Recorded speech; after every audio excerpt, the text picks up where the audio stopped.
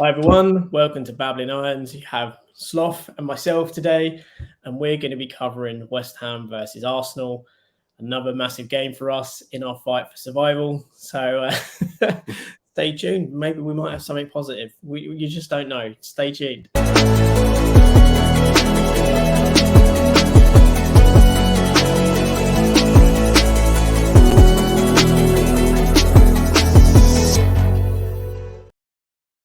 So Sloth, we go into another big game, London Derby, against a team that I believe has won every London Derby they've played this season.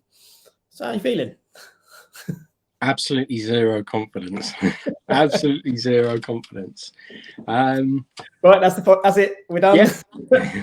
No, I honestly don't see a way that we get 3 points. I can maybe see us holding out for one if we somehow manage to defend, unlike we've defended at any point in the season. Because if we defend like we did against Ghent or Fulham, we'll get torn apart. Like they will have an absolute field day. And Newcastle, well, that was just appalling. Yeah, it could well be another 5 or 6-0 loss, and you know it. it is difficult to find positives. Obviously, we'll cover the one sort of weakness that they are showing at the moment later on. But I think where do we go from here? I just looked at the table earlier, and we're lucky that we have put a bit of breathing space between us and the bottom three. Obviously, if we can get 3 points somehow, then we're looking at a huge confidence boost, and we're not safe by any means, but we've got breathing space, and we're on that right track. But it is a very daunting task that we're looking at. No, I completely agree with you. It's going to be one of those games where we're probably going to have to be near perfect to have a chance of getting anything out of the game, because we've been so poor in the majority of them. If we're not on it defensively, they are going to put us apart. And at the moment, the thing that has been so good for us, that has been, our goal difference is currently not -12. So you don't want to get another hiding like we did against Newcastle, because that could, come the end of the season, could be a difference maker in us staying up or going down. You just don't know. I do kind of feel that maybe two wins, maybe 3 wins between now and the end of the season keeps us up. Obviously, 3 wins puts us on 39 points. So I think 36, 37 is probably going to be enough to see us through. So there's arguably 2 games at least in the running that you would say that we could win. I'm not saying could win. But I think in there. I think the huge problem is that I have zero faith in our finishing. Like it's really basic stuff, and I don't say that with any sort of pedigree behind me myself, in terms of it's easy for me to sit here and say that, but it's glaringly obvious when you look at how little we score, and also the chances we miss. I mean, Bowen had an easy chance the other night, and he's a finisher from last season. He's scored in multiple competitions, and yet he's not doing anything with any confidence. We've got Antonio, who is the very definition of not like completely unclinical. He's unpredictable, but in no way would you ever describe him as a clinical finisher. Danny Ings is that, but we don't even know how to play him. So I've got zero faith that we are going to somehow suddenly find our shooting boots and score more goals, especially with the news that Scamacca's injured, because he's the only clinical one that we can somehow play. Obviously, Ings is a very good finisher, but as I said, we have no idea how to use him, because we're still learning, apparently, despite him being a proven player. Yeah, I think that's the most horrible part, isn't it? The points being made that we're still trying to learn how to use the likes of Danny Ings, and yet he, by all accounts, he's a very well established Premier League player.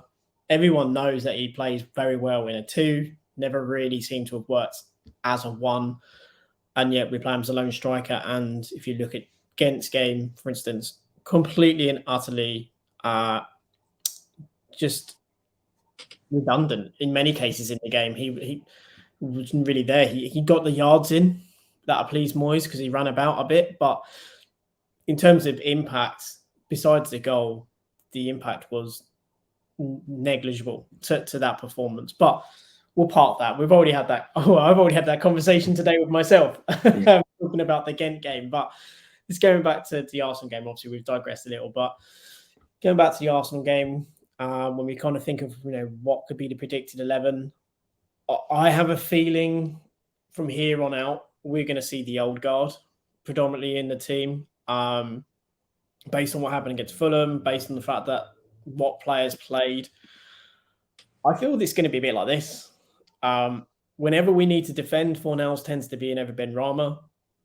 I think that's probably the only contentious one at the moment because Agaird's not really been on it recently. Ogbonna, we know how much he values and trusts Ogbonna. Zuma obviously is going to play, as is Soufal. Fabianski, again, we know he will play. It's the Premier League. So much to our despair, Slough, I think Cresswell will come in purely because, again, it's part of the old guard. Same with Souček. He will play. It's a defensive game. He'll look at those two and go, I trust you to defend. I trust you to manage the game. And, I just have flashbacks to when Saka against Cresswell before, and he pulled him inside and out. It's such a lack of pace. And, I'm not saying Ogbonna's not a good defender, but he cannot play against pace. He just can't do it. And I'd love to sit here in 2 days and be like, oh my God, he proved me wrong. But when I think, oh my God, Cresswell and Ogbonna on the same side against that Arsenal attack, I just get that it's the meme of the cat or the dog in Vietnam. It's going to be them two having to contain Odegaard and Saka, because that's the way Arsenal play, and we'll talk about that anyway. But Odegaard and Saka will be in that right-hand side.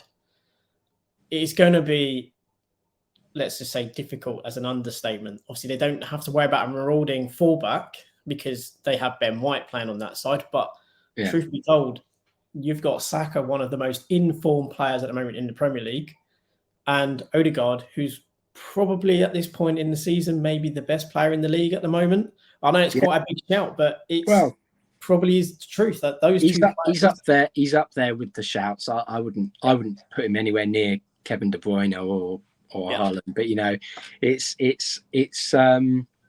with Arsenal doing so well, it's a fair point that people are fair shout.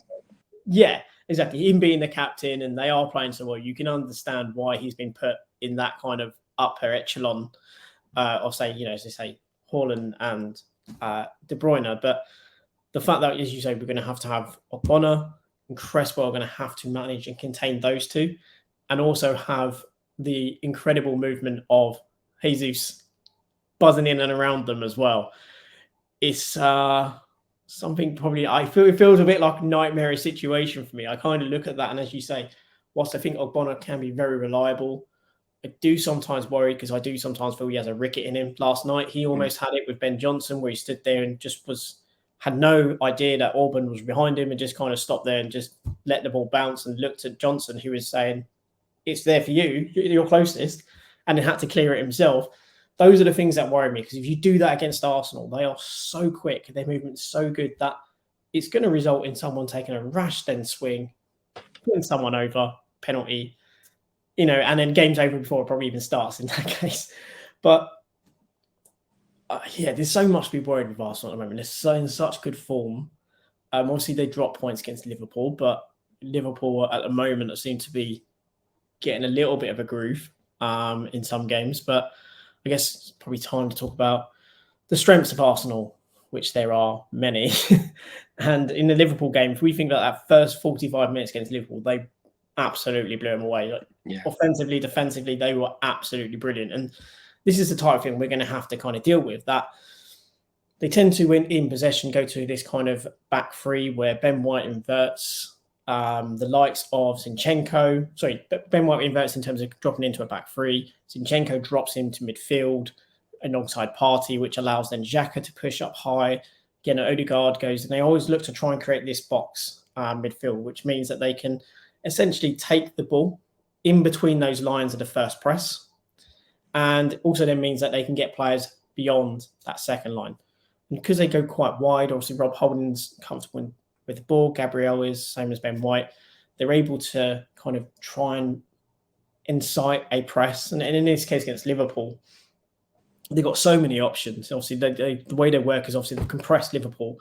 Liverpool play similar formation in that it's a 4-3-3. It's what we will most likely play. And if we played that, it's again, even though Liverpool have a numerical advantage in midfield, Arsenal almost eradicate that with that box midfield. And what they also do is mean that you go more compact. So they have then the outball to, say, a Martinelli or to a Saka on the other side. And in this case, obviously, they're able to play that ball out. If it was a bit quicker in their play, they really would have been able to get Liverpool in this situation. But, they get the ball, they pass it into that left-hand channel. Martinelli's the left winger, but he then goes beyond, which then puts Trent Alexander-Arnold in a difficult position, because does he go with Martinelli? Does he go with Jesus? Again, you've got to then, if he does go with Martinelli, that means obviously Jordan Henson has to come across. So if we pitch that on our side, it's going to be the left-hand side. That's going to be Souček. He's going to have to be sprinting in there. And the way that Arsenal play, they're really fluid. Like they went from that free midfield, 3-4 kind of free formation, and obviously a box midfield, then converts into a 4-3-3 with a false 9.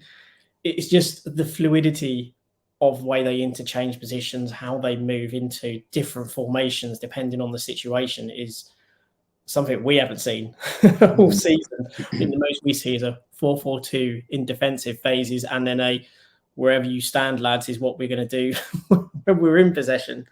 But obviously, it's such a joy to watch them at the moment. Yeah. It's just how flexible and versatile they are, and as you say, it's something that we've completely lacked. You know, at the start of the season, I know we were linked with Zinchenko for a while. We've been linked with him for a while, and I was very critical of the idea of us signing, not because he's not a fantastic player, but I just don't think Moyes would never look to use players in that way, and he would never be comfortable with his left back coming in, dropping into that centre mid position, because Zinchenko's got the range of passing to be able to pick out a Martinelli, to be able to use the width of the pitch, and also carry the ball with beat his man and pick someone out, even have a pop himself, progress them up the pitch. And the idea that we would do that and Souček wouldn't bound forward or wouldn't leave someone exposed, or even Rice would even have the intelligence to move forward and drag away players, it's just not clicking for us at the moment. And Arsenal are playing, it's the old partridge, the liquid football, and it's brilliant to watch. And something like Xhaka, how he has gone from this defensive midfielder to essentially being an auxiliary attacking midfielder, really, on that left-hand side of that box midfield that they play. They've completely and utterly made football Twitter look stupid, because the amount of times that I myself was really critical of Xhaka, because again, we were linked with him like to replace Noble of all players, and I said he's just got no brain, and he does these incredibly stupid things, and Arteta's clearly seen that and gone, he's not got a brain, however, he will give you this. He will he will give you pressing. He will give you the ability to break up play. And he's always had a good pass on him, and also can have a bit of thunder bastard of a shot every now and then. So he's utilised that so well. Mm-hmm. And when you have someone like a certain offender, I'm not going to say his name because I don't want to. When you have him dropping deep and covering the centre backs, it allows you, because Arsenal have lacked that player. The last time that I remember them having that unit who will just drop back into the centre back is probably Song, and someone who will do that and just think, right, we can soak up any pressure that comes our way, but also I'm here to stop the counter. I'm here to put in a crunching tackle, and if needs be, maybe pull a shirt and like buy some time for my side. Yeah. But they still have pace in defence. They still have Gabriel. They still have Ben White, and players who are comfortable on the ball, moving forward, but covered by someone like a Holding who will break up play or throw himself into a challenge. They're covered at both ends of the pitch, and I've always kind of felt that Arsenal were just a little jigsaw piece or two away from really pushing forward and making themselves, that challenger for a title. But it's frustrating how easily they've done it, but also and they've invested who's done it, well, haven't they? They've gone this route of looking for more youthful, dynamic players. Obviously, spent big on Ramsdale again, made football Twitter look silly. But again, I think you even made a point as to it's a prime example of why you don't write off relegated players. Yeah. Is that you get players in the right team, things just click and they just work. And Arsenal's renaissance has been incredible, much like the returning hairline of Holding as well, which is a magnificent mane he now has.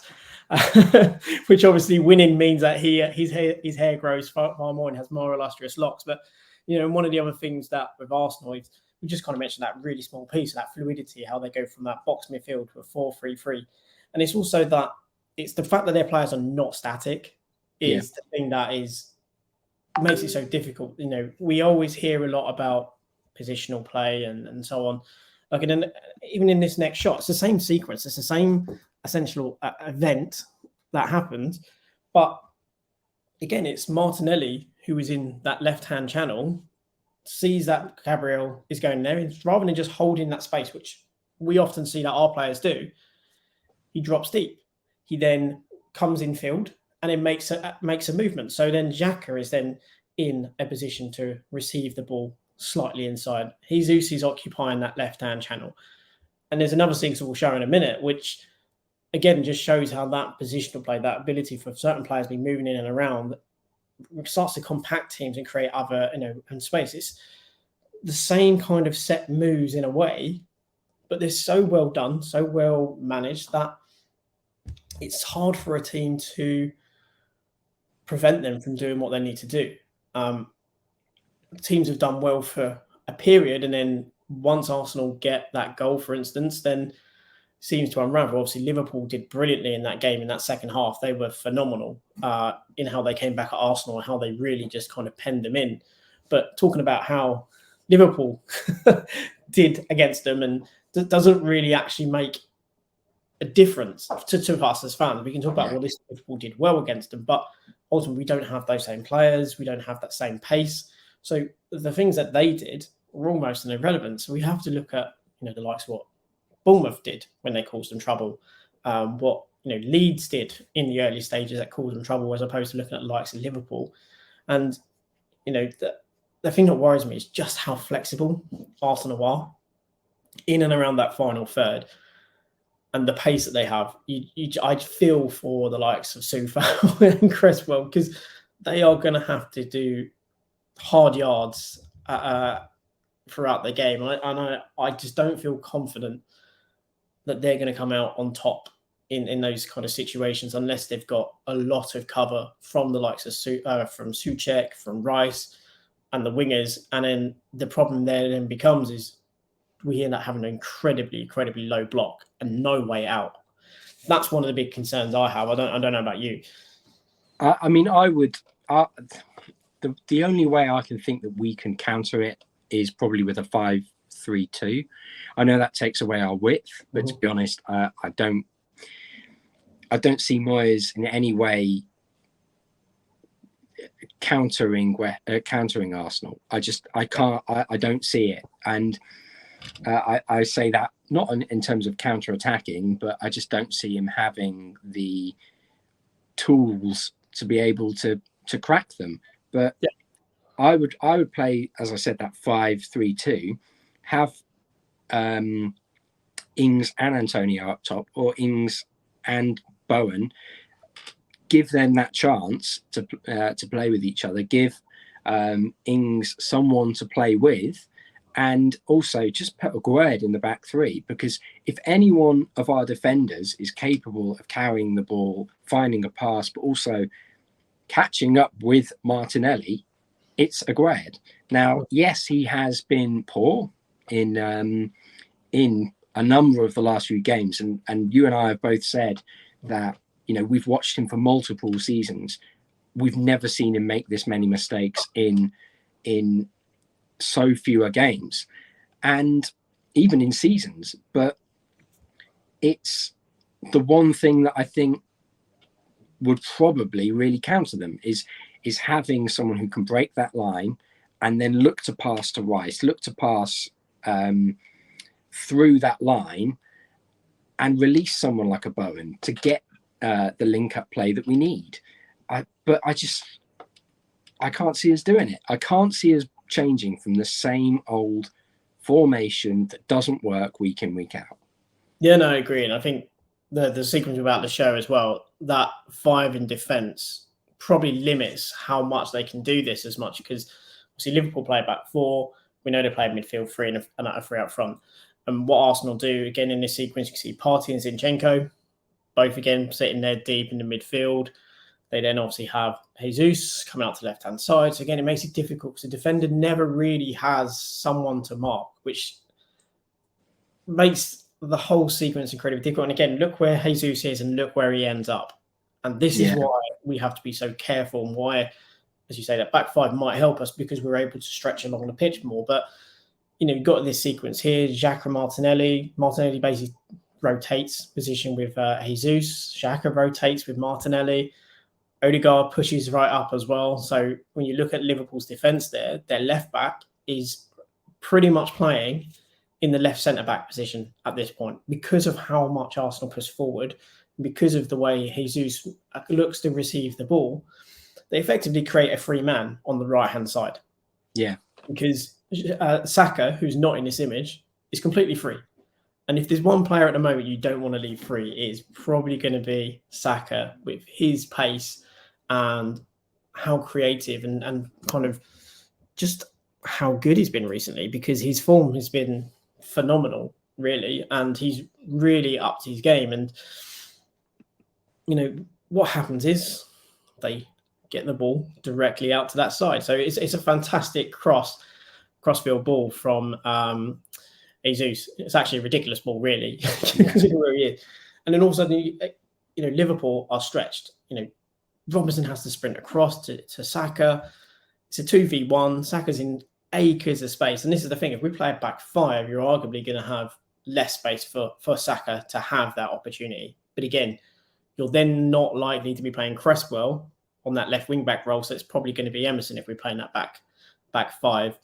And I think the question is at the moment, would he play Cresswell over Aguerd? And I feel at the moment he might do if we went to a back 3, because he has faith in Cresswell.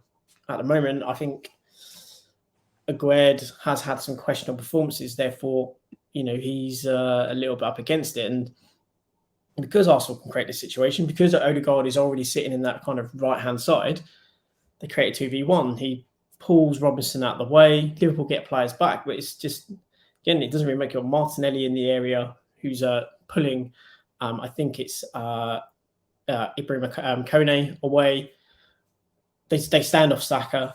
Again, you can go close to him. He'll take you on the inside. He can take you on the outside. That's, again, one of the problems. But puts in a brilliant ball. And remember where we said that Jesus was? Obviously, Trent Alexander-Arnold proving once again that he just doesn't have it defensively in some of these games. And he gets himself in a position now. He misses, but it's that kind of warning shot moment where you realise that you're already in a game because the rotation, the way they move, and if you're not willing to follow those runners or to have players willing to put in the hard yards, they are going to tear you apart. And you kind of have a bit of a catch-22, really. As I say, you can either follow the runners, chase them, or you just rigidly say, no, we're going to stick in this formation. We're not going to break from it. We're going to give them the ball in certain areas and say, break us down. And that's how I feel we'll probably play. We'll probably be pretty rigid and say, you can have it out wide. And we're going to trust ourselves centrally. And we're going to play really, really compact. Just to, I guess I would probably say, the width of the 18-yard box is how wide we're going to be as a defence, as a midfield. And it's just going to be, we'll concede the wide areas, try and play through us. And that's still dangerous with Arsenal because they do have such quality. They've got so much pace and athleticism, but it's the reason I think the three at the back would work is because you can't really, you can only really defend in a way that is not zonal, but you can't stick to your man because, as we said, they're so fluid. If you're going to be trying to stick to Saka, then you're going to be dragged all over the pitch. Yep. And unless you're doing a zonal marking and you're thinking, right, this is my space, then it's incredibly hard to follow and to predict where they're going to go. And I don't think we have the athleticism for that, especially if we play Cresswell. And if we play Cresswell and Ogbonna, then there is a huge Achilles heel in terms of our pace and athleticism. So it's how do you counter that with the players that we have? And I think parking the bus is probably going to be the only real option for us. And unfortunately, we mentioned another performance in Fulham where we pretty much parked the bus. If we play anything like that, we'll be torn to pieces by this side. Exactly. And it's the biggest problem was that we parked the bus and we, as we said, we defended the 18-yard area well. We didn't defend the rest of the pitch very well. I know others will say that we did. Personally, I don't think we did. I think they played for us too easily on far too many occasions, especially the one where we talk about the goal-saving save from Fabianski, where Pereira's put through. Now, that's Fulham players making those passes for us. No disrespect to Fulham. They are a decent team. But that is Adebayo, Polinia, Pereira, 3 passes directly on our goal. These aren't the players the like of Odegaard, Saliba, Jesus, Saka, Martinelli. Those players get that opportunity. It's not going to be a goal. So it's unlikely to be a goal-saving save from Fabianski. It's likely to be a goal. And if we are that porous against Arsenal, it's just not going to go through. Like, the communication is going to be so key in the game. And it's something that I think that we haven't really had enough of. I don't think our defence communicates enough in games. I think that there's not enough players taking responsibility, or too many that are passing on responsibilities when they really should be taking it on themselves.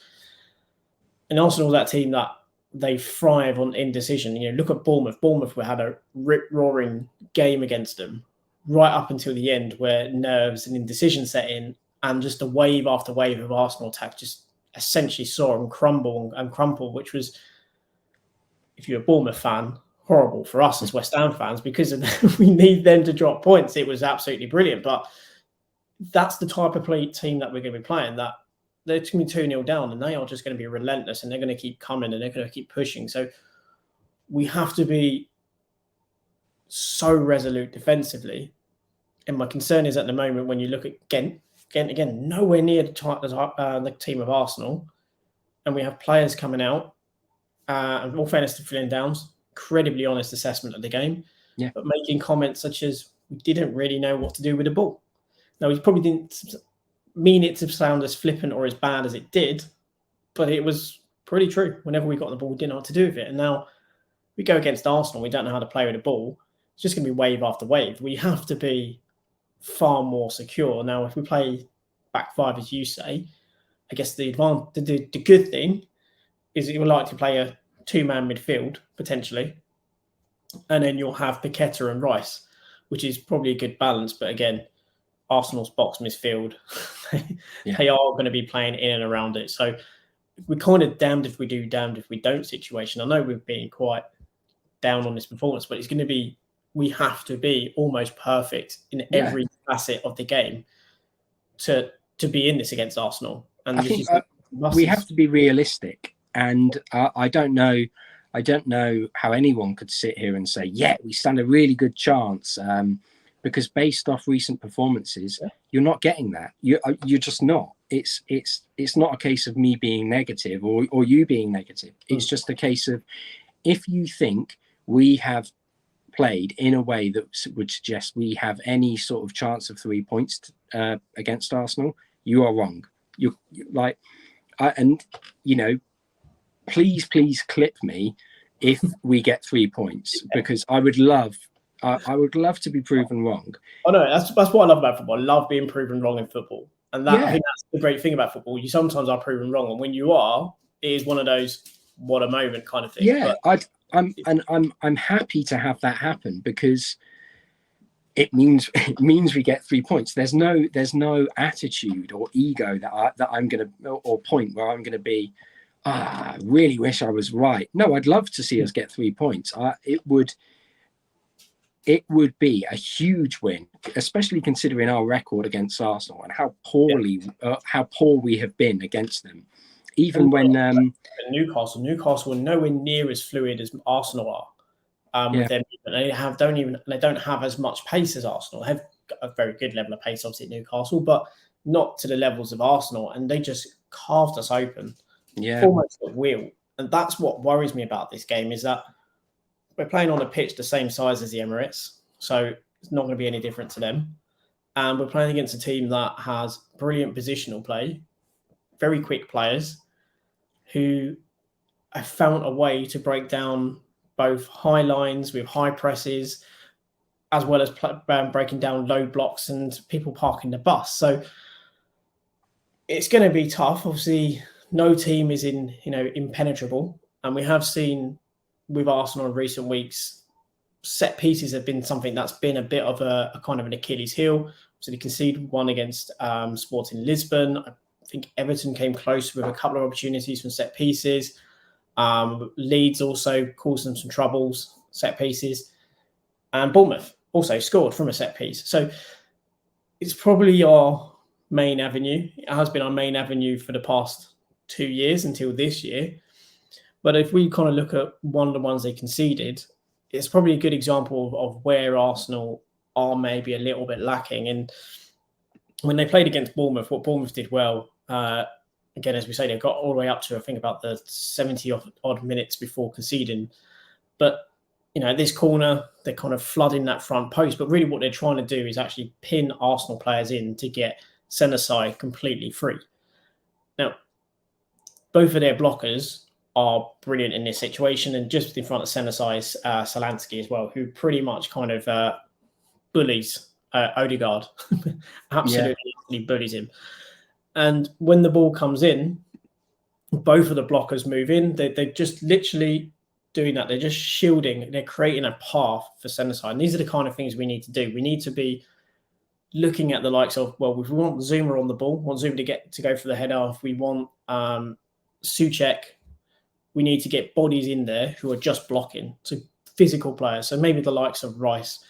If we are playing a back three, say Zuma or even Ogbonna, get him in there to be blocking, not attacking the ball. Get someone like Zuma to attack the ball and look at those big physical guys in which to create those blocks.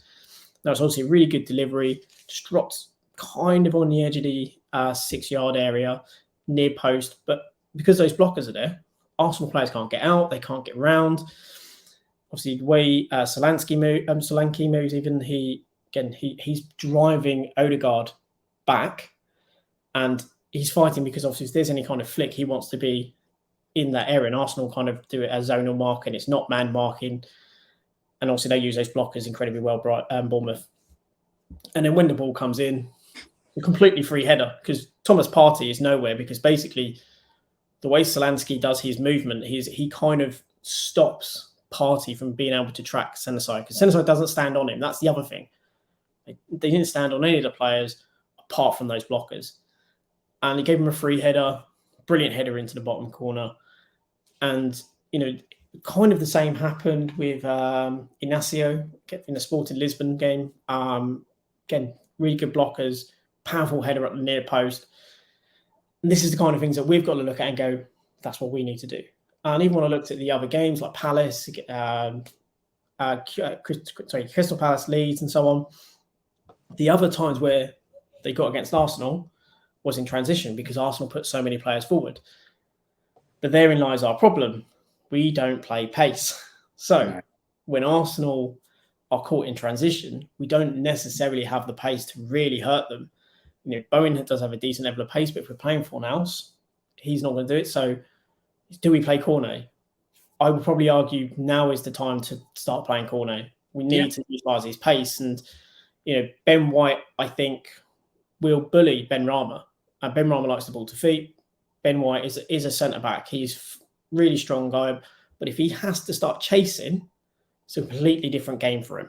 It's a good centre-back, good defender, can play well right-back. But you start putting pace against players, changes the whole dynamic. And I think if we play in someone like Cornet and just saying, I need you to get the ball, I need you to attack the fullback, and I need you to get crosses into the box, whether it's Ings, whether it's Antonio, I don't think it really matters at the moment. I would probably go for Antonio over Ings because I just don't think Ings fits us at all at the moment, regardless of him getting 3 goals.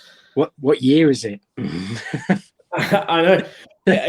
It's just the way you just look at it is that unless we have any kind of pace against Arsenal, set pieces is going to be our only route because from in position we're terrible, and in transition, we don't have the pace in which to hurt a team that has people who will bust the gut to get back and that are quick. If we have the like the Fornals against Martinelli in a foot race, there's only one player who's going to win it. Yeah, the scary thing is how poor our set pieces have been, and that's pretty much the biggest hope that you can have against Arsenal. But part of the reason I would play 3 at the back is for the set piece threat. The set piece threat of Aguerd, Zuma, and Ogbonna is massive. And I would almost just say to Rice, you don't even go near the penalty area. You're just going to sit on the halfway line and cover for a set piece. Now, people might say, well, he's a good striker with the ball. I don't care. Like, if in all honesty, he can hit it hard, but yeah, he doesn't score enough. And look, I know I'm going to get the Graham Souness comparison, but I'm afraid he doesn't do enough in attack to warrant being in that position of on the edge of the area. Just sit on the halfway line, because when he is there, as we've seen Sloth many times, he leans back, he puts too much power into it. He does the times that he has used a bit of guile and just feathered it has been better. And one of the goal he did score this season where he did just feather it in, you're like, that's what you need to be doing. Well, he showed it against Lyon. He showed he has that ability to score, and yet he isn't having the coaching that he needs to develop that side of his game. Because if he was, then it's just misapplication, and that's not something that I expect from Declan Rice. So I would just say, put your 3 centre backs in the penalty area, let Declan Rice sit back and show why he was even going to be a centre back in the first place, but also show your defensive ability. If we come out of that game and we've won it 2-1, 2 headers from set pieces, and Rice has made a number of challenges, everyone's going to go, oh, well, when you play like that, you don't need goals in your game. it completely We've got a world-class 6 and a very good number 8. exactly. Yeah, I think it's that's it. I think that's but, just where we are. yeah, and I think with the set piece threat that we have, to be honest, I haven't seen anything from Cresswell recently that would lead me to suggest he has to be in the side for set pieces. We haven't capitalized on the size that we have on the pitch. We have Souček, whose one real asset is his aerial presence and set piece threat, and we can't even make that work. So how are we going to do that? Because it's just Moyes throwing players under the bus at this point. Because if you have Souček, I've said numerous times, he's a blunt weapon.